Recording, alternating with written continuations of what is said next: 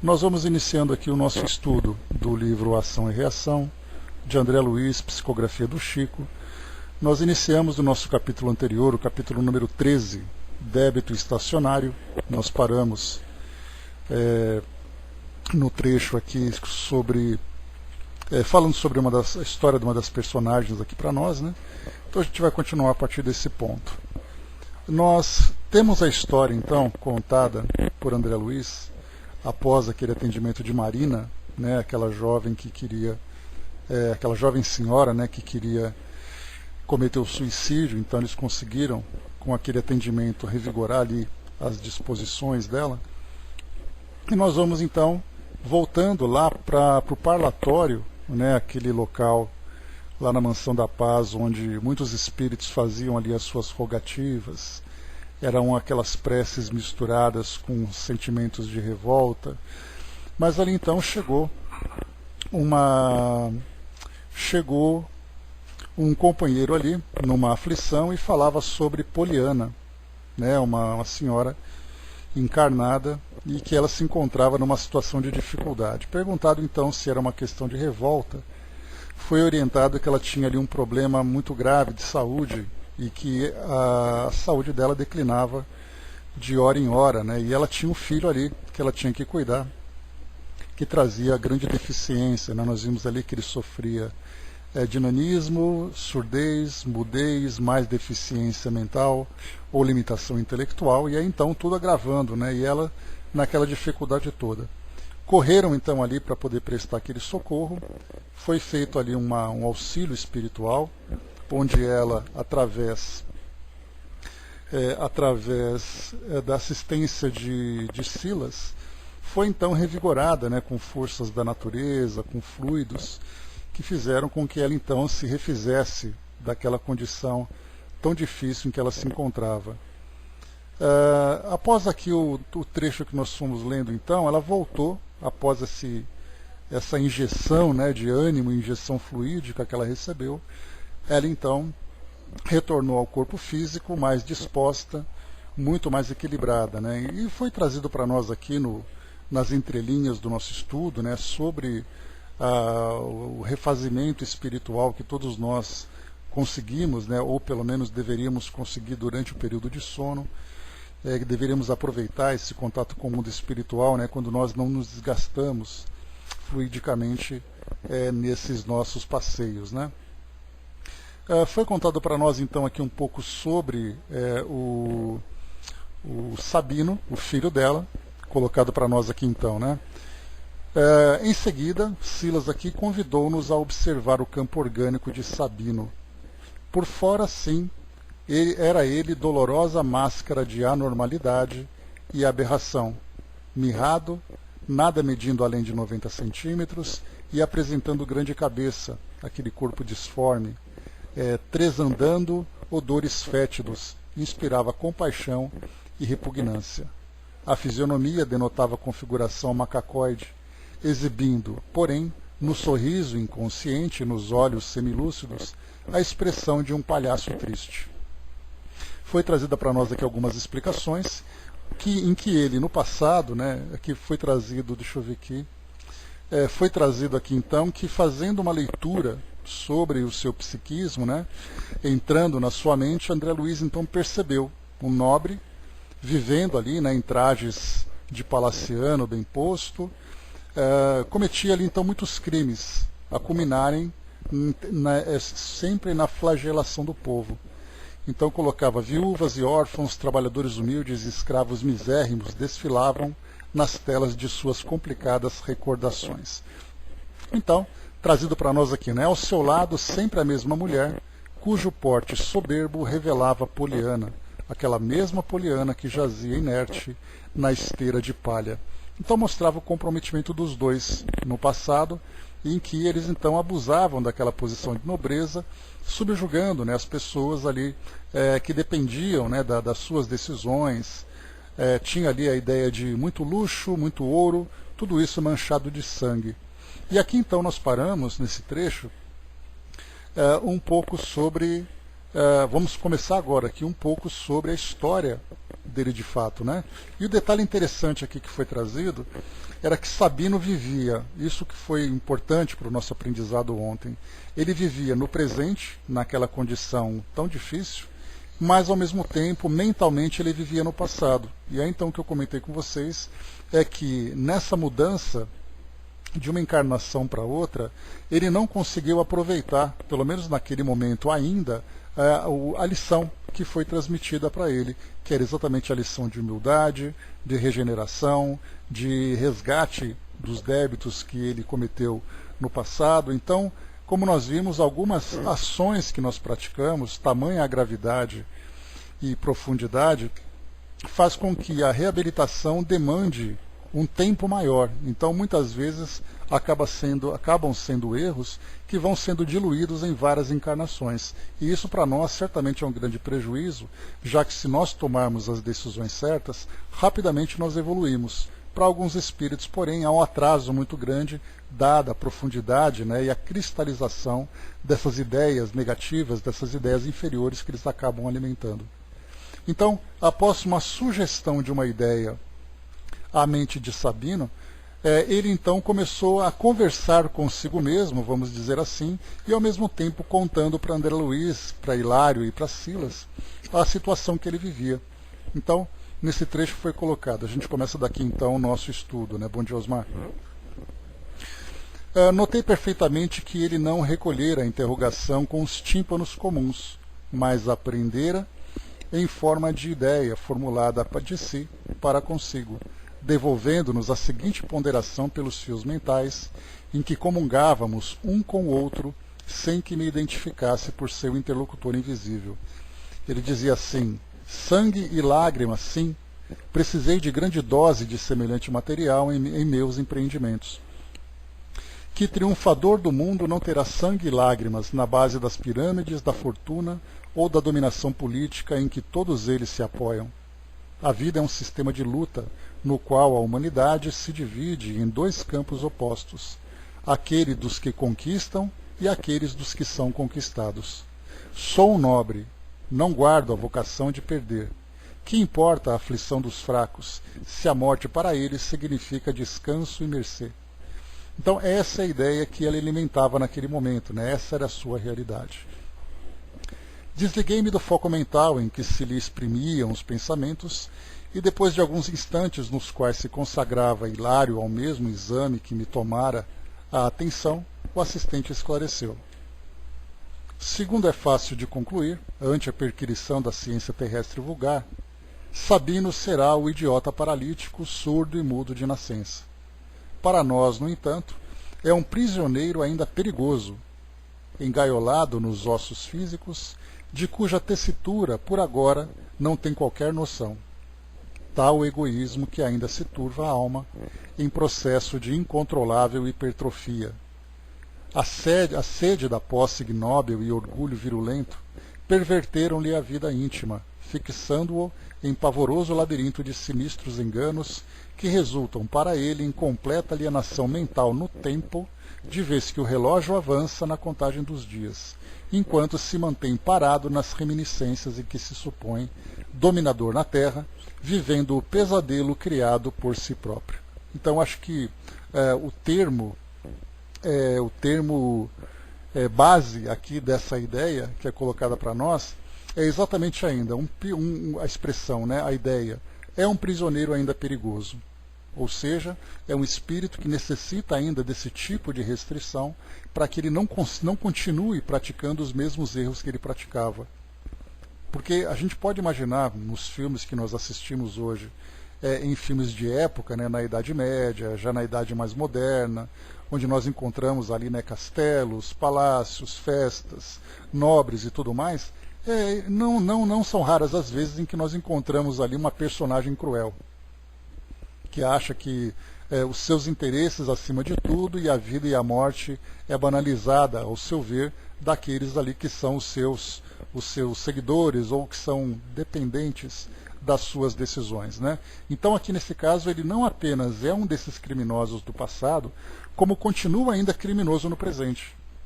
Então, enquanto ele não mudar o seu modo de pensar e começar ali a desfrutar de uma certa liberdade, para começar a sua reabilitação, ele ficará restrito nessa condição física, social e psíquica também. E aqui então segue o estudo de onde nós paramos ontem, né? A Jane lembrou aqui embaixo, né? Nada está estático, a imaginação atravessa e evolui. A vida é um caminho sem interrupção. Então tudo é progresso, mesmo nós achando que não, né? Então a gente vai evoluindo de um jeito ou de outro, né? Perfeitamente, Dudu, normal. Olá, Eve, a nossa Eve Dengosa. Vamos lá então. Diante dos problemas que o estudo suscitava, indagou Hilário surpreso. Mas onde a vantagem de semelhantes padecimentos? Silas esboçou leve expressão de tristeza e considerou. Temos sob nossa atenção lamentável débito congelado. Nosso pobre companheiro, deploravelmente tombado, praticou numerosos delitos na terra e no plano espiritual, e há mais de 1000 anos vem sucumbindo vaidoso e desprevenido às garras da criminalidade. De existência a existência, não soube senão consumir os recursos do campo físico, tumultuando as paisagens sociais em que o Senhor lhe concedeu viver. Calamidades diversas, como sejam homicídios, rebeliões, extorsões, calúnias, falências, suicídios, abortos e obsessões foram por ele provocados, desde muitos séculos, porquanto nada viu à frente dos olhos senão o seu egoísmo a saciar. Entre o berço e o túmulo é o desatino incessante, e do túmulo para o berço é a maldade fria e inconsequente, apesar das intercessões de amigos abnegados que o amparam em novas tentativas de regeneração e levantamento. Quase sempre inspirado nos pontos de vista de Poliana, vemos ali então, né, a influência e a consequência, né, de um sobre o outro, que vem sendo a companheira de múltiplas jornadas, cristalizou-se como infeliz empresário do crime, agigantando-se-lhe de tal modo o desequilíbrio na existência última, terminada no suicídio indireto através do mergulho deliberado na viciação, que não houve outro remédio para ele senão um insulamento absoluto na carne ao nevoeiro da romagem presente, na qual o identificamos, assim como fera enjaulada na armadura de células aviltantes, sob a custódia da mulher que o ajudou nas quedas sucessivas, erigida agora à posição de enfermeira maternal do seu longo infortúnio. Poliana, companheira fútil e transviada do bem, que habitualmente escolheu para si a condição de boneca do prazer delituoso, acordou além-túmulo para as realidades da vida antes dele. Despertou e sofreu muito, aceitando a tarefa de auxiliá-lo na recuperação, em que, por certo, despenderão muito tempo ainda. Então, como nós vimos aqui, ela, né, a mãe, conseguiu se reabilitar, ou pelo menos já iniciou o processo de reabilitação. No caso dele, não. Então, como nós vimos aqui, essa última encarnação trouxe, então, toda essa dificuldade.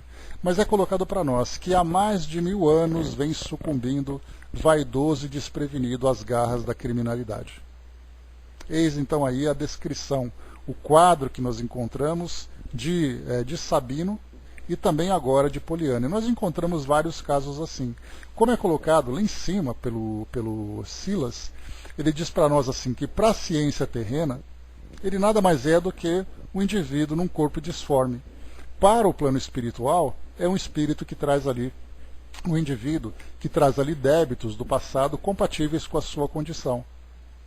Então ele é como fera enjaulada, porque como nós vimos aqui anteriormente, ele continua trazendo ainda aqueles mesmos impulsos, aquelas mesmas tendências. E se por acaso ele tivesse a liberdade de continuar agindo, ele praticaria os mesmos crimes. Então nós vemos claramente que para que esse espírito então se torne enjaulado, significa que é uma reencarnação compulsória, como nós já estudamos lá no Livro dos Espíritos, lá no começo, quando fala sobre reencarnação, nós vimos então que Kardec pergunta se o espírito não tem condições de tomar as decisões, os espíritos respondem que Deus provê a essa necessidade. E nesse caso, esse provimento vem mesmo que seja através de uma compulsória, de uma reencarnação compulsória, nessas condições de restrição, de restrições seríssimas. E aqui então não é comentado ainda, mas a gente certamente já pode deduzir, da mesma forma que nós estudamos lá no livro Dramas da Obsessão.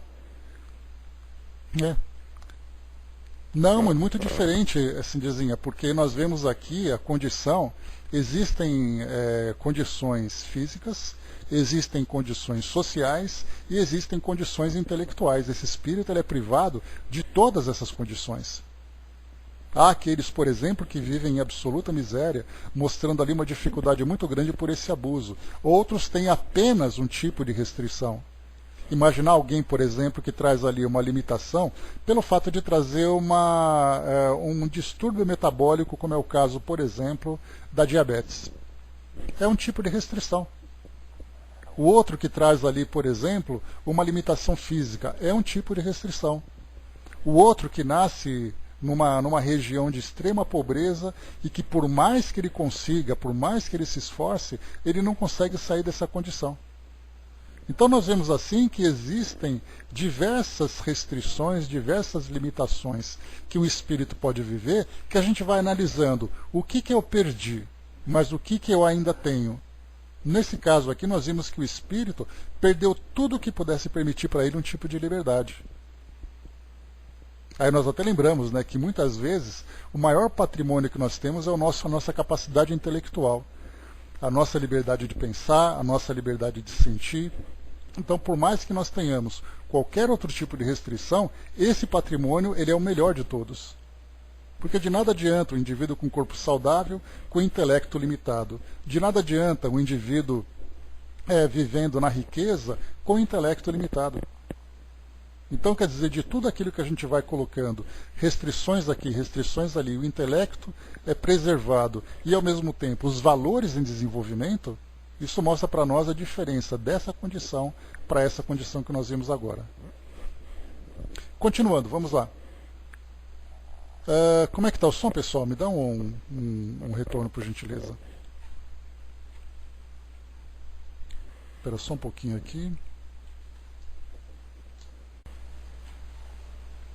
Então, após esse tempo que nós vimos aqui, então, 1000 anos de problemas que ele vivia, então, como eu dizia para vocês, embora nós vejamos esse quadro físico, esse quadro social, esse quadro intelectual que ele apresenta, não foi mencionado para a gente aqui, como eu comentei com vocês, lá no livro Dramas da Obsessão, de Dona Ivone do Amaral Pereira, ela conta a história para nós daquele pequeno grupo, né, de judeus lá em Portugal.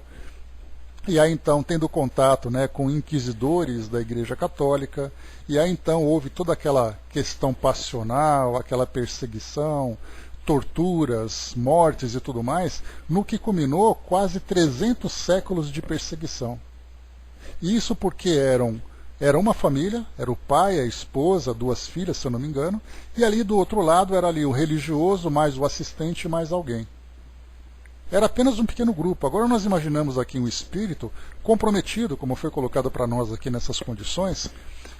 Ele diz assim para nós: calamidades diversas como sejam homicídios, rebeliões, extorsões, calúnias, falências, suicídios, abortos e obsessões foram por ele provocados durante muitos séculos. Agora dá para a gente imaginar como é que foi a perseguição dele no mundo espiritual. E isso, em vez de fazer com que ele se sensibilizasse e se transformasse, acabou fazendo com que ele se mantivesse cada vez mais endurecido naquela condição. Ou seja, a ideia do orgulho, a ideia da vaidade, se encontrava plenamente cristalizado na sua consciência. E ainda mesmo passando por essas dificuldades, ele vivia uma vida dupla. Ele tinha a vida atual, a existência atual naquela condição, mas o seu psiquismo completamente voltado para o passado, continuando ainda alimentando aquelas mesmas tendências. E continua, vamos lá. Falamos aqui sobre a mãe dele, né, que era aquela, vivia a condição de boneca do prazer delituoso. E então continuamos. No campo perispiritual do anão ensimesmado, observamos, através da sua aura verde trevosa, que todas as energias dos seus fulcros vibratórios refluíam sobre os pontos de origem, dando-nos a impressão de que Sabino estava enovelado inteiramente em si mesmo, à maneira de lagarta ilhada no casulo dela própria nascido. Isso me faz lembrar as descrições de Manuel Filomeno de Miranda nos seus livros, quando ele falava sobre os ovoides, né, aqueles espíritos que ficavam, não eram ovoides, né, mas ele falava de espíritos que ficavam meio que encapsulados. É até difícil para nós trazer uma ideia mais concreta do que seja exatamente isso, mas eles ficavam encapsulados em si mesmos. E aí então, quando o Manuel Filomeno de Miranda foi fazer ali uma leitura psíquica daquele espírito, ele continuava vivendo uma realidade paralela. Não apenas se lembrando daquilo que ele viveu, mas alimentando algo, uma continuação. É como se eu trouxesse para vocês aqui, vamos pensar num determinado ponto da nossa existência. Pense naquela possibilidade. Aí a gente começa não apenas com esse monodeísmo daquela realidade, mas ele fica fantasiando em torno dela. Ele continua vivendo ali, criando situações, criando personagens, e ele vai então viajando. O seu pensamento fica completamente fechado dentro de si mesmo. Nesse caso, ele vive a mesma condição, só que como encarnado, né? Pois é, Braz, no caso dos ovoides a gente tem esses psiquismos também, enovelados em si mesmos, que continuam alimentando as suas ideias. Bom dia, Carlos.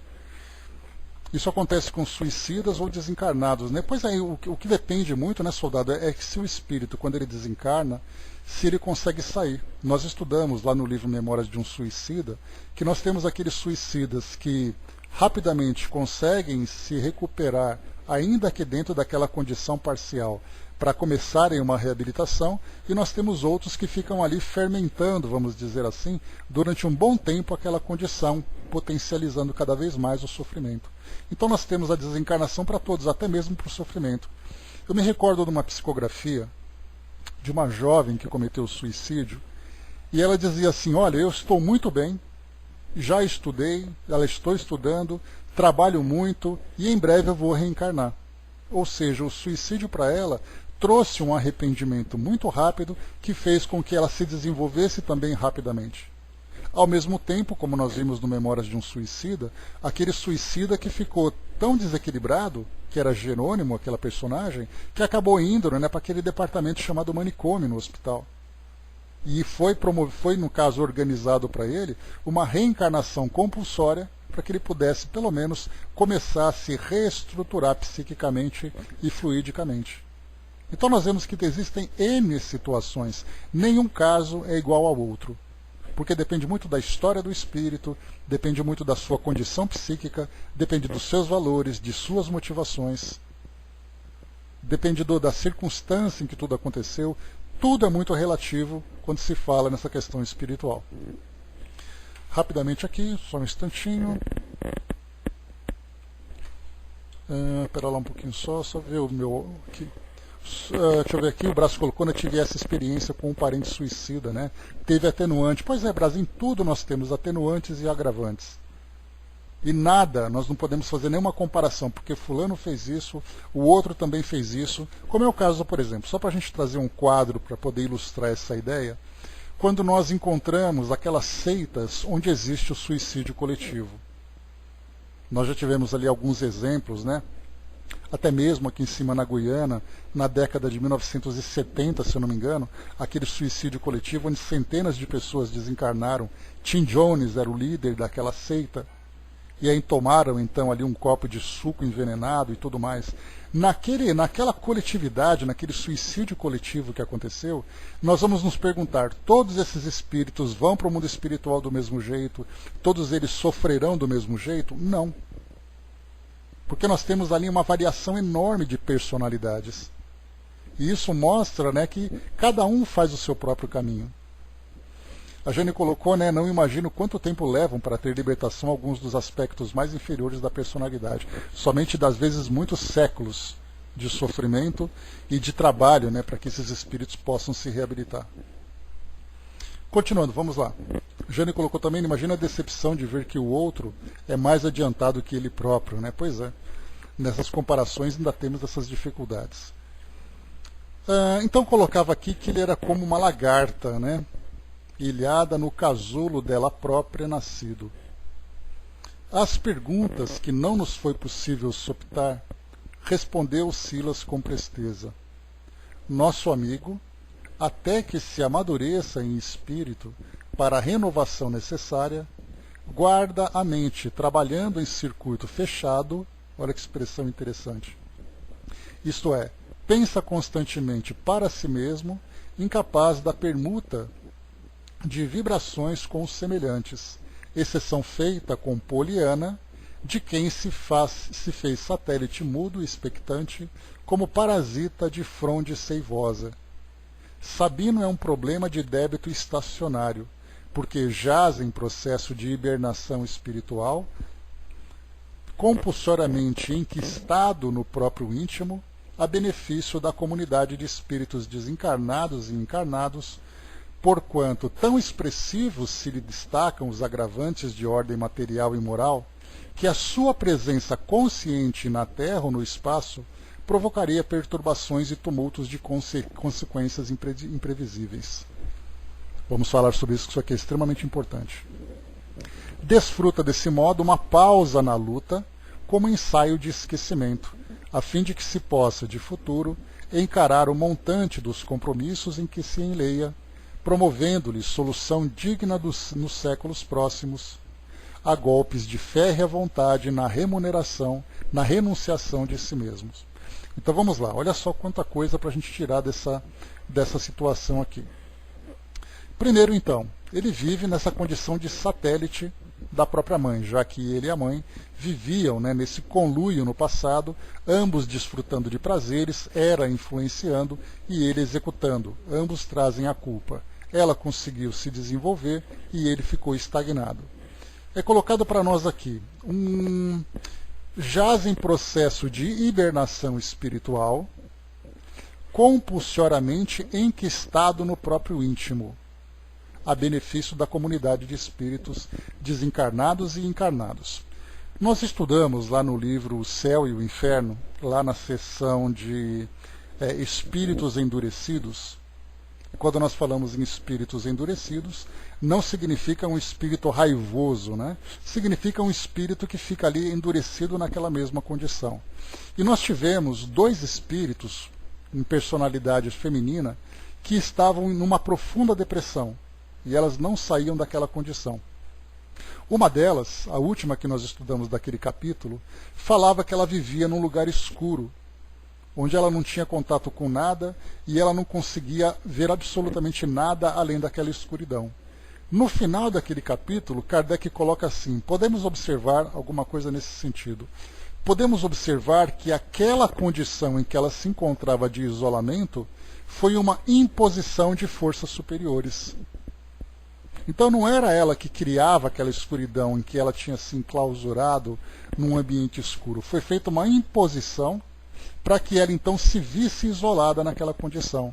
A mesma coisa aconteceu nos criminosos arrependidos, que era o caso daquele espírito de um danado, ou o assassino de Castello-Darry, que eu sempre falo dele para vocês, que também, depois que ele cometeu então aquele assassinato lá no século XVII, 1600 e alguma coisa, a gente lembra, né, fazendo a recapitulação, ele era um produtor de salsichas numa região no sul da França, ele era casado e o irmão trabalhava com ele.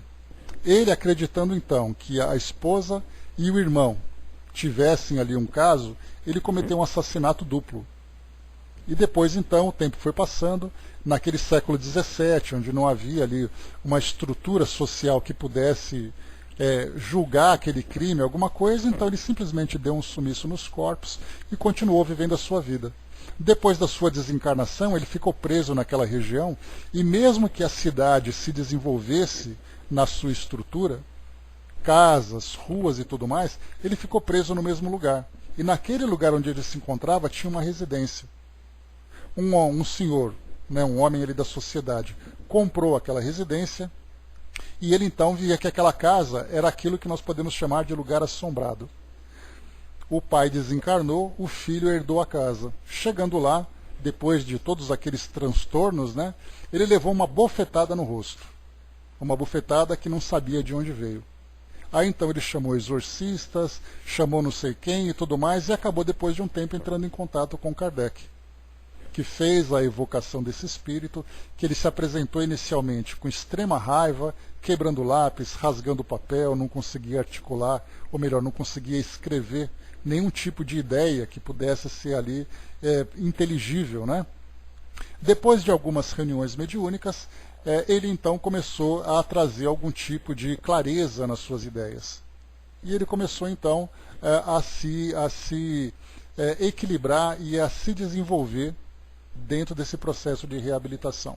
O que eu queria trazer para vocês é que ele dizia que depois de uma certa, talvez na quarta ou quinta comunicação, ele dizia assim: agora eu tenho permissão de sair daquele lugar.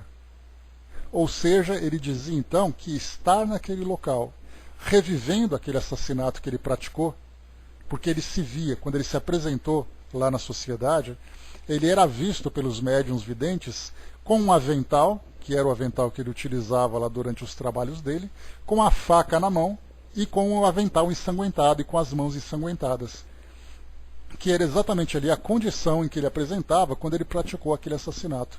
Então ele não apenas se manteve nessa condição por mais de 2 séculos, como ele revia o assassinato que ele praticou. Então ele dizia que era uma imposição dele ficar revivendo aquilo o tempo todo. Dá para a gente imaginar, se um pesadelo de alguns segundos ou poucos minutos são suficientes, né, pesadelos assim, são suficientes para nos levar, né, aquele susto para acordar, imagina um espírito que vive isso durante séculos. O estado psíquico dele, como é que ele se apresenta. Muitos espíritos são levados ao estado de loucura por causa disso.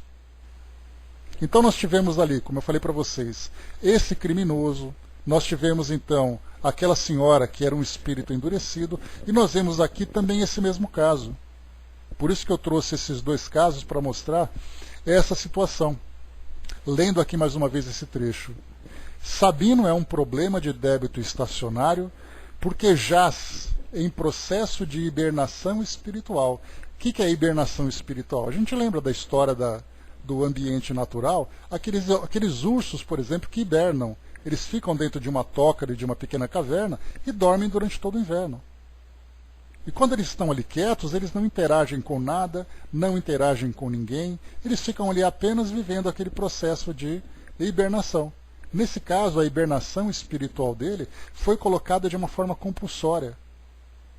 Ele foi posto naquela condição de ficar então fazendo ali. Seria mais ou menos assim os espíritos orientadores dizerem, né? Vai lá para o cantinho do pensamento para você ficar pensando no que você fez. E é então naquela mesma condição, naquela prisão que foi imposta para ele, uma pausa na interação com outras pessoas, soldado. Porque, como é colocado para nós aqui, a simples presença dele já seria o suficiente para causar um desequilíbrio tanto entre os encarnados como os desencarnados. Mas dentro dele mesmo, a mente dele estava plenamente ativa. E a ideia é, fica vendo todas as besteiras que você fez, todas as desgraças que você causou, para ver se você se sensibiliza. Mas ele mostrava exatamente o contrário. Ele continuava cada vez mais convicto naquilo que ele fazia. Dá para a gente ter uma ideia que essa encarnação terminando, virá uma próxima, uma próxima, uma próxima, até que ele então comece a sua modificação. É algo extremamente complicado. André colocou em cima, né, mas entendi que Sabino continuava pensando da mesma maneira porque queria, e não por imposição. Não, a imposição é ele ficar fechado dentro dele mesmo com aqueles pensamentos que ele mesmo produzia. Então é assim, ó, você não vai pensar em outra coisa enquanto você não se modificar. E aí então ele ficava fechado. A Jane colocou, seria mais ou menos assim, sempre se ouve falar que precisa experiência, aceitar isso às vezes é complicado para alguns. Mas chegando do outro lado, acho que dá para entender melhor. A experiência vai ajudar muito a absorver um aprendizado, lembrando sempre que a aplicação mental sempre fará parte do processo. Assim, tudo começa no pensamento, né, Jane? Se a nossa modificação depende das nossas ideias, depende da nossa vontade, tudo começa então no nosso íntimo. Nesse caso, então, ele ficou enclausurado dentro de si mesmo, por uma imposição, como nós vimos aqui, compulsoriamente, para que ele possa rever tudo aquilo que ele fez. Mas pelo que nós estamos vendo aqui, não modificou muito não. Outro ponto importante aqui que a gente viu. Deixa eu ver aqui. Outra coisa importante. Esse enclausuramento dele, né, é para evitar essa presença consciente. Olha só, presença consciente. Ou seja, ele continuaria criando aquelas situações porque ele tinha vontade de fazer isso. Provocaria perturbações e tumultos de consequências imprevisíveis. Eis aí então que a gente vê como o objetivo desse enclausuramento dele. A Érica colocou, né, os nossos pensamentos não são os de Deus, muitas vezes, né? Todos os nossos pensamentos são frutos daquilo que nós produzimos. O que nós recebemos do plano espiritual são inspirações, né? Então essas inspirações nos dão sugestões. E aí então nós podemos acolher esses pensamentos, e aí são pensamentos que vêm do plano espiritual como um todo, sejam os amigos espirituais, sejam os obsessores. Lá na questão 459 do Livro dos Espíritos, nós temos que os espíritos influenciam em nossos pensamentos muito mais do que nós imaginamos. Então eu posso lançar um pensamento para vocês. Vamos pensar, por exemplo, nessa situação da epidemia do Covid-19. Eu posso lançar para vocês um pensamento de otimismo, ou eu posso lançar para vocês um pensamento de perturbação. Aquilo que vocês vão acolher e que vocês vão fermentar, que vocês vão produzir a partir dali, aí já é problema de cada um. Então essas influências chegam para nós de todo jeito. E certamente nós lembramos sempre isso, nunca podemos esquecer, que cada um de nós temos um espírito protetor. Cada um de nós tem um espírito protetor, e cada um de nós tem ali, né, aqueles espíritos familiares que são espíritos amigos.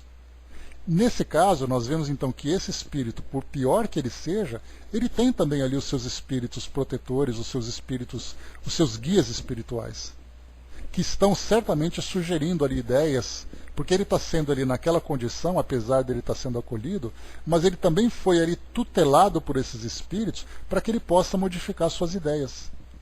Então seria mais ou menos assim: se a mente dele fosse ali um metal incandescente, nós teríamos ali os espíritos amigos jogando aqueles respingos de água fresca para tentar amenizar, né, a incandescência daquele metal.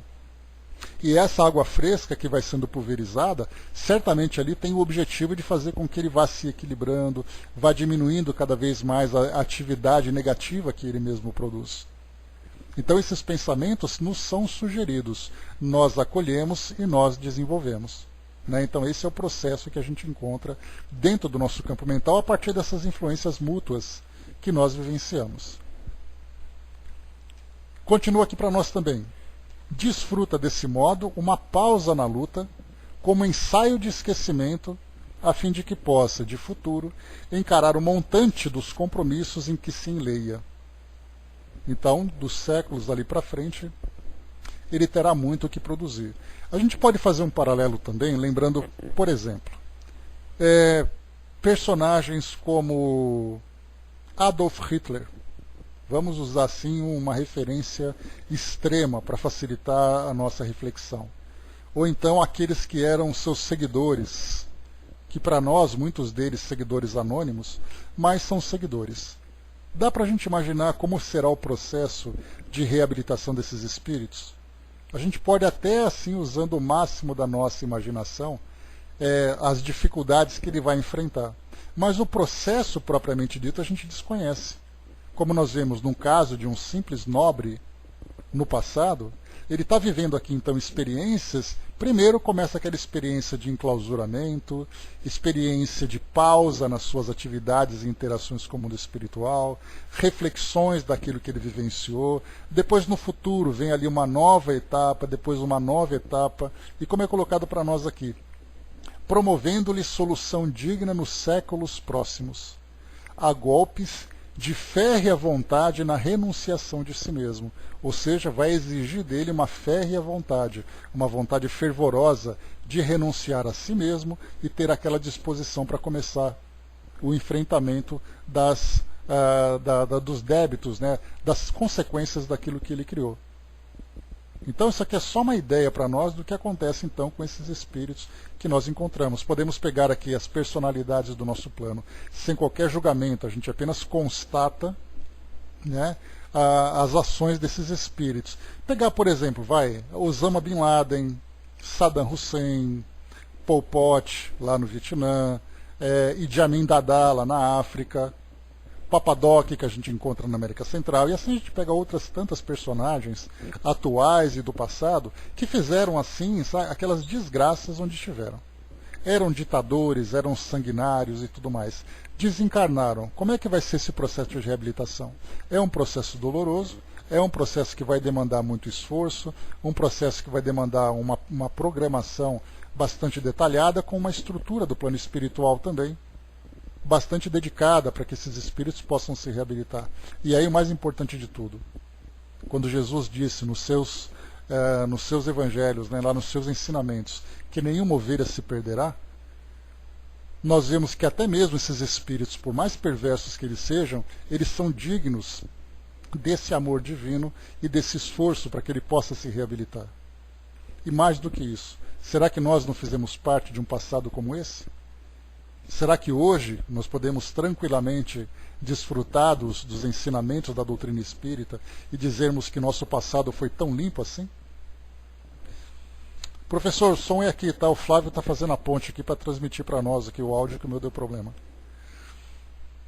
Mas, indagou Hilário inquieto, não disporia a espiritualidade superior de elementos para encarcerá-lo à distância da carne? Olha só a pergunta de Hilário, que é bastante pertinente, de dizer assim, já que ele está nessa condição tão desequilibrada, ele precisa reencarnar? Não poderia fazer isso no plano espiritual? Sim, confirmou Silas, isso não é impossível. Entretanto, se temos enxovias pungentes para a expiação dos crimes que entenebrecem a mente humana, muitas delas a se expressarem por vales de miséria e de horror, é preciso considerar que os delinquentes aí segregados atraem-se uns aos outros, contagiando-se mutuamente das chagas morais de que são portadores, gerando o inferno em que passam transitoriamente a viver. Por outro lado, contamos com muitas instituições funcionando à semelhança de estufas, nas quais criaturas desencarnadas dormem pacificamente largos sonos, mergulhadas nos pesadelos que merecem até certo ponto, depois de efetuada a travessia do sepulcro. Em Sabino, contudo, encontramos um caso excepcional de rebeldia e delinquência sistemáticas, em cujas sombras um dia sentiu baquearem-se-lhe as forças. O remorso feriu-lhe o coração como a bala mortífera assalta um tigre solto. A prece fulgurou-lhe na consciência, e antes que a sua nova atitude provocasse reações e vinditas soezes, entre os que lhe seguiam os passos na rota perversa, recolheram-no à mansão, onde foi naturalmente magnetizado, caindo em hipnose de longo curso, sendo recebido mais tarde pelo carinho de Poliana, então segregada em campo de regeneração pelo sacrifício. Como vemos, tamanhas são as ligações de nosso companheiro nos planos infernais, que por mercê de Jesus, foi ele ocultado provisoriamente nesse corpo monstruoso, em que se faz não apenas incomunicável, mas também de algum modo irreconhecível em favor dele próprio. É indispensável que o tempo, com a bondade divina, lhe amparem os problemas aflitivos e complexos. Aqui, só para a gente lembrar, eu já comentei com vocês aqui outras vezes, desse mesmo caso, que eu falava para vocês, né, de um espírito que tinha cometido tantos erros no passado e tinha angariado ali tantos inimigos, ele foi então, entre aspas, escondido num corpo disforme aqui no mundo físico, para que ele pudesse ter aquela pausa das influências e perseguições e começar nesse processo de reabilitação e recebendo a energia do amor materno, esse processo de recomeço. Vocês devem se lembrar, já comentei outras vezes, eu não me lembrava qual era o livro. Acabamos de passar por esse trecho então. Então ele se encontrava em reuniões, em regiões infernais. Nessa companhia tão perturbadora, ele foi retirado e ocultado. E nós tivemos, né, Flávio, quando nós estudamos inclusive o Céu Azul, um caso de um espírito que no passado era bastante perverso, e ele então reencarnou no corpo de uma jovem que tinha síndrome de Down, se eu não me engano. Mas os obsessores encontravam. E aí começou aquele processo intenso de obsessão, e aí eles diziam assim, né, ele tentou se esconder, mas nós encontramos. Então, nesse caso, foi oculto e está quietinho ali. Mas em outros casos acabam encontrando. Não sabemos como, não sabemos porquê. Deixa eu ver aqui. Só o que você colocou, Cindyzinha, que eu perdi aqui, só um instantinho. Deixa eu voltar aqui. Isso, o caso Solange, né? Que nós estudamos lá na Sala Espiritismo Net Jovem. A Cindy colocou, minha vida não é um filme, mas meu passado me condena, né? Pois é. Cada um tem um filme que merece, né? E muitos indivíduos, né, muitos espíritos, ficam sozinhos na sala de cinema, assistindo o tempo todo o mesmo filme se repetindo, até que ele decore cada uma das cenas e comece então a refletir sobre aquilo que ele vivencia. Continuando, vamos lá. E fitando-nos serenamente ajuntou. Compreenderam? Sim, havíamos entendido. A experiência aos nossos olhos era dura, mas lógica, terrível, mas justa. E como quem nada mais podia dar ao triste amigo, além do coração, Silas afagou-lhe a cabeça imunda e ofertou-lhe, comovido, a bênção de uma prece.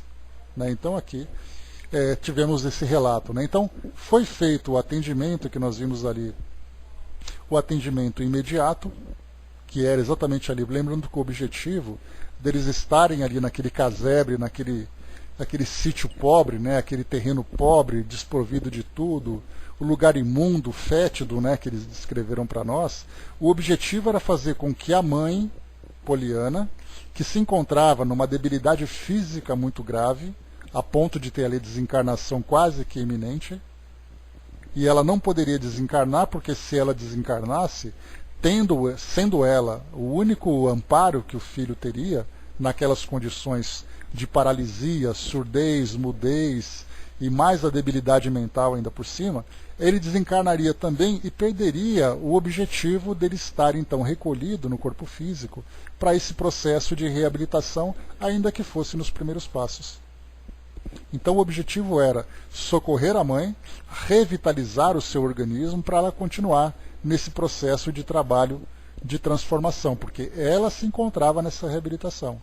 Então ela, acolhendo o filho, dando a ele aquele amor, mostrando o seu arrependimento, seria uma forma de sensibilizá-lo, lembrando que foi por ela que ele então cometeu aqueles crimes do passado. Se ela foi capaz de influenciá-lo negativamente para chegar nessa condição tão deplorável, ela também seria capaz de influenciá-lo positivamente para fazer com que ele se reabilitasse. Então havia ali, né, uma ligação dos dois muito profundas, uma ligação muito profunda entre eles. Seguindo aqui o nosso próximo item, vamos lá então continuando, para a gente não interromper, capítulo número 11, número 14, Resgate Interrompido. Só para a gente lembrar, esse livro tem 20 capítulos, nós já estamos no 14º, né? Então falta pouco para a gente acabar e começar o próximo livro, né? O que vai fazer falta, porque esse livro está contando para nós histórias ótimas, tristes, mas ótimas, né, para o nosso aprendizado. Resgate Interrompido. Acompanhando o assistente, passamos a cooperar na reharmonização de pequena família domiciliada em subúrbio de populosa capital. Né? Lembrando aqui que André Luiz e Hilário se encontravam já há alguns meses nesse estágio, né, de aprendizado lá na Mansão da Paz. Mansão da Paz, só para a gente recapitular, ela era ali um braço de Nosso Lar, só que essa instituição se encontrava numa região de vibração bastante densa, onde muitos espíritos ali, em condições inferiores em condições de grande perturbação, de grande endurecimento, muitos também espíritos muito cruéis, uma região bastante perturbadora em termos fluídicos, né? Pelas mentes que lá se encontravam concentradas. Então, André Luiz e Hilário estavam lá estagiando para compreenderem um pouco mais sobre o efeito da ação da lei de ação e de reação, da lei de causa e efeito. Então, nesses meses, eles foram então aprendendo ali diversas experiências em casos específicos, trabalhando em diversos departamentos, como eles relataram para nós um pouco mais acima. E agora, então, mais um caso em que eles vão observar de família domiciliada em subúrbio de populosa capital. E o Deu, o chefe da casa, homem que mal atingira a madureza física, pouco além dos 35 anos de idade, encontrara em Marcela a esposa abnegada e mãe de seus 3 filhinhos, Roberto, Sônia e Márcia. Entretanto, seduzido pelos encantos da jovem Mara, moça leviana e inconsequente, tudo fazia para que a esposa o abandonasse. Marcela, porém, educada na escola do dever, dedicava-se ao lar e tudo fazia para não deixar perceber a própria dor. Pelos gestos rudes e pela deplorável conduta em casa, não desconhecia a modificação do pai de seus filhos, e, recebendo cartas insultuosas da rival que lhe disputava o companheiro, sabia chorar em silêncio, confiando-as ao fogo para que não caíssem sob o olhar do esposo. Doía-nos cada noite vê-la em prece ao lado das criancinhas. Roberto, o primogênito, com 9 anos de idade, acariciava-lhe a cabeça, adivinhando-lhe os soluços imobilizados na garganta, e as 2 pequeninas, na inconsciência infantil, repetiam maquinalmente as orações ditadas pela nobre senhora, oferecendo-as a Jesus em favor do papai. Em atormentada vigília até noite alta, agoniava-se-lhe o espírito, observando Iudeu, Estroina, alcançando o lar, tresandando a licores alcoólicos e exibindo sinais de aventuras inconfessáveis. Se erguia a voz, lembrando alguma necessidade dos meninos, retorquia ele irritado: vida infame! Sempre você a recriminar-me, a aborrecer-me, a perseguir-me com censuras e petitórios. Se quiser dinheiro, trabalhe. Se eu soubesse que o casamento seria isso, teria preferido estourar os miolos a assinar um contrato que me escraviza a existência inteira. E gritando intemperante, mostrava-nos a tela das suas recordações em que Mara, a jovem sedutora, lhe surgia à mente, como sendo a mulher ideal. Cotejava-a com a esmaecida figura da esposa, que as dificuldades acabrunhavam, e, governado pela imagem da outra, entregava-se a chocantes excitações, ansiando fugir do lar. Então, inevitavelmente, ele fazia aquela comparação entre a aventura que ele vivia com Mara e a realidade com Marcela, né? Então, claro, a aventura sempre muito mais prazerosa, sempre muito mais provocativa do que a realidade e as responsabilidades da família. Marcela, em pranto, suplicava-lhe tolerância e serenidade, acentuando que não desdenhava o serviço. Despendia o tempo de que dispunha na cooperação mal remunerada em favor de lavanderia modesta. Contudo, os afazeres domésticos não lhe permitiam fazer mais. Hipócrita, berrava o marido, que a cólera transtornava, e eu, que pretende você de mim? Posso, acaso, fazer mais? Sou um homem dependurado em lojas e armazéns. Devo a todos, por sua causa, simplesmente em razão do seu desperdício. Não sei até quando poderei aturá-la. Não será mais aconselhável regresse você à terra que teve a infelicidade de vê-la nascer? Seus pais estão vivos. A pobre criatura, em lágrimas, emudecida, mas sendo a voz dele estentórica, quase sempre o pequeno Roberto acordava e acorria em socorro da mãezinha, enlaçando-a estremunhado. E o Deu avançava sobre o miúdo interventor a sopapos, clamando com insofreável revolta: saia daqui, saia daqui! E qual se o Petis lhe não fora filho, mas adversário confesso, acrescentava cerrando os punhos. Tenho gana de matá-lo, matá-lo, todas as noites, essa mesma pantomima, bandido, palhaço. Observem então, né, que o modo como ele tratava o filho de 9 anos. Isso mostra, né, o seu grau de desequilíbrio e a forma como ele sentia no filho o adversário confesso, como é colocado para nós aqui. E claro, né, a gente começa a ler essa história, uma triste história, e a gente faz um paralelo, né, sobre muitas situações reais que nós vivemos aqui.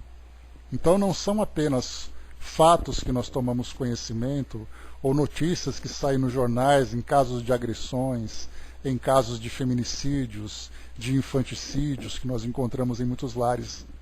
Aqui nós encontramos então uma descrição que nós teremos a oportunidade de conhecer os bastidores do plano espiritual e trazer esse mesmo bastidor para essa realidade que nós vemos hoje.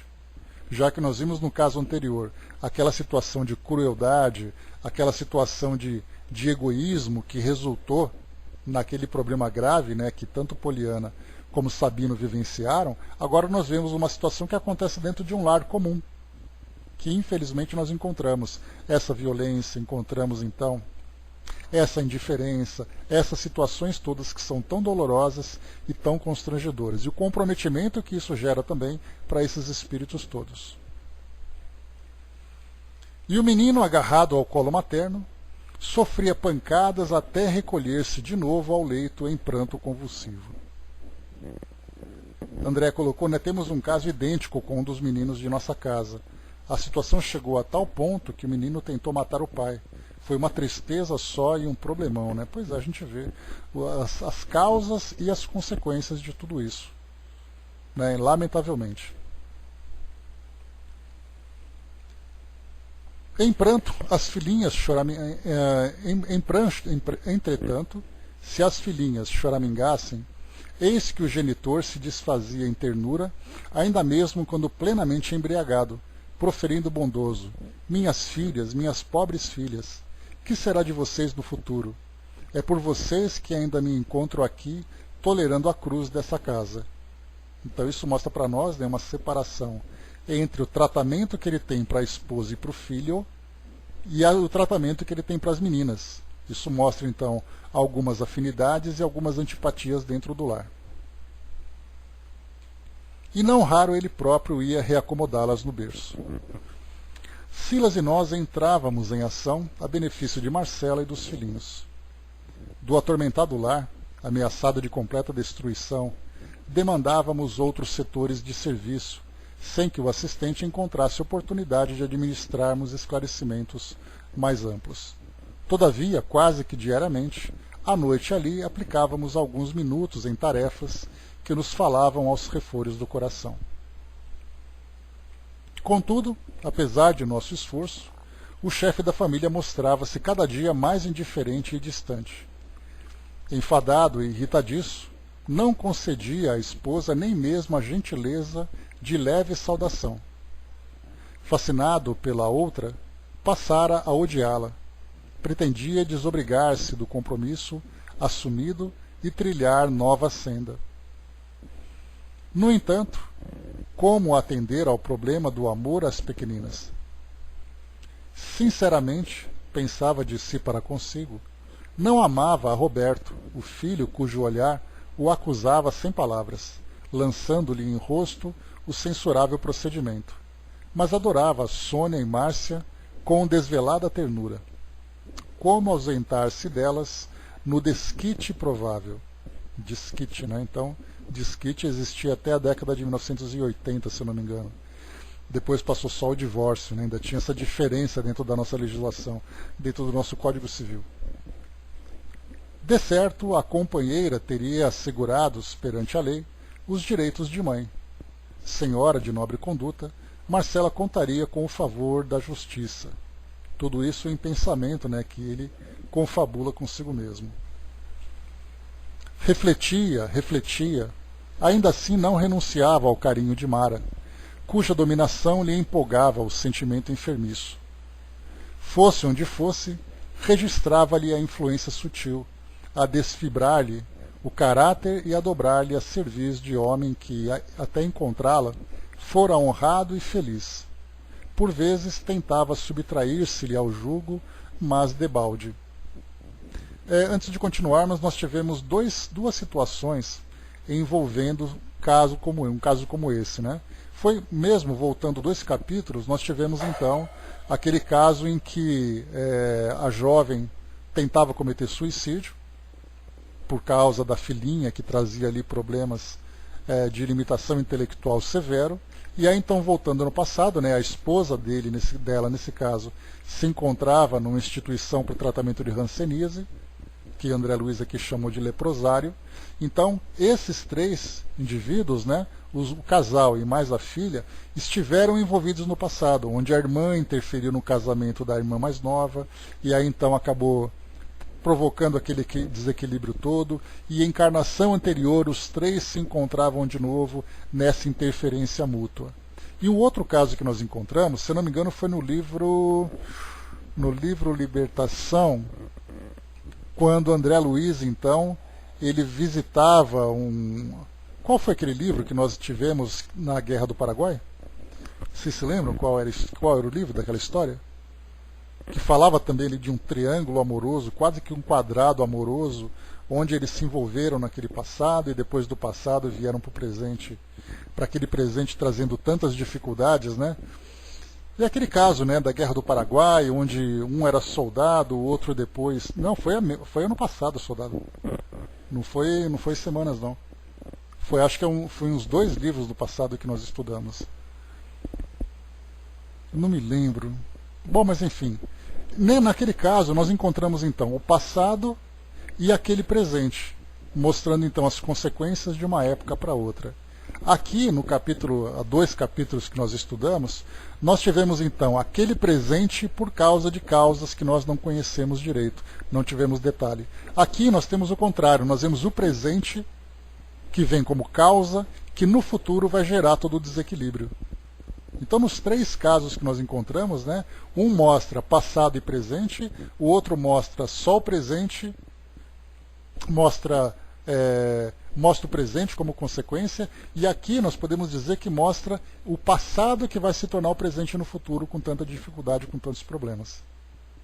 Então, são situações que mostram que aquilo que nós vemos hoje num determinado cenário é só o começo. Quando nós olhamos, por exemplo, né, nos telejornais que mostra aquele caso da jovem, da moça que tinha namorada, que executaram então, junto com outros cúmplices, o pai, a mãe e o irmão. Aí a gente pensa, bom, diante da justiça terrena, aqueles 3 lá desencarnaram, morreram. Essas 2 jovens com aqueles rapazes foram todos presos. Eu não me lembro, Flávio, se era Entre a Terra e o Céu, mas era aquele caso da Guerra do Paraguai lá que nós vimos, naquele período, né? Então nós vemos assim, bom, aquele grupo então vai ficar preso, aquela outra vai fazer isso. No caso, por exemplo, né, de Rosana Richthofen, a mesma coisa. Ela então articulou ali a execução dos pais, ela vai ficar presa durante um tempo e depois ela vai ficar liberta. Então, para nós, assim, a história se resume nisso. Mas quando nós estudamos, esse mesmo, né, Gilda? Obrigado. Mas quando nós estudamos ação e reação, mostrando assim, então, essa trajetória linear de passado, presente e futuro, nós vemos que isso tudo é só o começo. Esse ato que foi praticado nesse nosso presente é só o começo de uma saga extremamente dolorosa que todos esses espíritos vivenciarão. Por isso que é importante nós olharmos assim que nada fica impune diante da justiça divina. Até da justiça terrena nós encontramos, mas não é o suficiente para fazer com que todos se quitem perante a justiça divina. Para finalizarmos, vamos lá então, só para a gente poder concluir esse raciocínio. Então, aqui no caso, nós vimos então que o marido era um homem digno, honrado, até que ele teve contato então com Mara, que era essa jovem que acabou o envolvendo. Marcela apresentava o semblante da disciplina que lhe competia observar e o da obrigação que lhe cabia cumprir, quando Mara, de seus olhos em fogo, lhe acenava à liberdade e ao prazer. Foi assim que lhe nasceu no cérebro doentio uma ideia sinistra: assassinar a esposa, escondendo o próprio crime, para que a morte dela, aos olhos do mundo, passasse como sendo autêntico suicídio.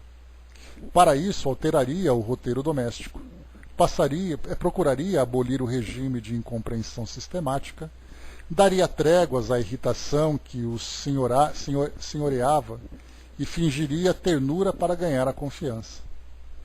E depois de alguns dias, quando Marcela dormisse despreocupada, desfechar-lhe-ia uma bala no coração, despistando a própria polícia. Acompanhamos-lhe a evolução do tresloucado plano, porquanto é sempre fácil penetrar o domínio das formas pensamentos vagarosamente construídas pelas criaturas que as edificam, apaixonadas e persistentes em torno dos próprios passos. E aqui também, puxa, a gente poderia ficar aqui agora só falando disso durante um estudo inteiro. Quando a gente pega os vários crimes que são organizados, que são planejados antes da sua execução, como se aqueles que são os responsáveis ficassem então ocultos. Me lembro, nós já comentamos várias vezes sobre isso, do atentado às Torres Gêmeas, lá do World Trade Center, que foi em 2001, Quando isso aconteceu, então, em 2001, nós tivemos ali vários programas espíritas falando sobre aquele atentado, a título de desencarnação coletiva, como também muitos depoimentos de pessoas que tiveram premonições com aquele evento.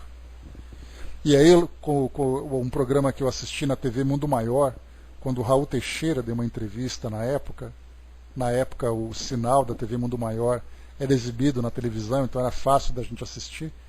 E aí então ele comentava sobre isso. Então ele dizia assim, que quando aqueles terroristas planejavam cometer aquele ato, aquele atentado, o pensamento deles, não só alimentados por outros espíritos que acompanhavam a execução daquele plano, mas ao mesmo tempo o pensamento também se difundia pelo ar, pela atmosfera.